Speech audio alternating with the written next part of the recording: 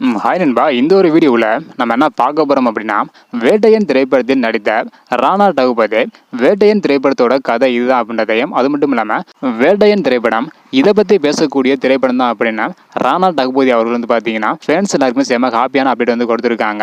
வேட்டையன் திரைப்படம் எதை பற்றி பேசுகிற ஒரு படம், எந்த மாதிரியான படம், தற்பொழுது வேட்டையன் திரைப்படத்தோட ஷூட்டிங் எந்த அளவுக்கு வந்து போயிருக்கு அப்படின்ற எல்லா டீட்டெயிலுமே இந்த ஒரு வீடியோ வந்து பார்த்துடலாம். அதுக்கு முன்னாடி நீங்கள் யார் ஃபேன் அப்படின்றத மறக்காமல் கமெண்ட் பண்ணுங்க.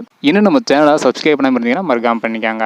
ஓகே அன்பா, வாங்க நினைக்கிற வீடியோக்குள்ள போகலாம். ஓகே அன்பா, வேட்டையன் திரைப்படத்தோட 80% படப்பிடிப்பு முடிவடைந்து உள்ளதாக ரீசெண்டாக ரஜினி சார் வந்து அறிவிச்சிருந்தாங்க.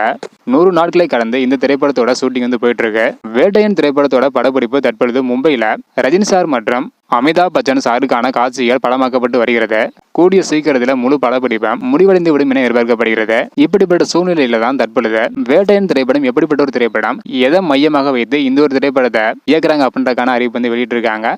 என்ன பண்றதை டீல வந்து பார்த்துடலாம். அதாவது வேட்டையன் திரைப்படம் நீதித்துறை, காவல்துறை மற்றும் தொழில் முனைவர் அமைப்பை பற்றி பேசக்கூடிய ஒரு படமாக இருக்கும் அப்படின்றதையும், இந்த ஒரு கதைக்காக பெரிய அளவுல ஆய்வு செஞ்சிருக்காங்க அப்படின்றதையும் சொல்லியிருக்காங்க. அது மட்டும் இல்லாமல் ரஜினி சாரின் மற்ற படங்களை ஒப்பிடும்போது வேட்டையன் கதை முற்றிலும் மாறுபட்டதாக இருக்கும் அப்படின்றதையும், ரஜினி சார் இது போன்ற கதையில நடிப்பது ஆச்சரியத்தை ஏற்படுத்தி உள்ளதாக ராணா டகுபதி அவங்க இந்த ஒரு அப்டேட்டை நமக்கு வந்து கொடுத்துருக்காங்க.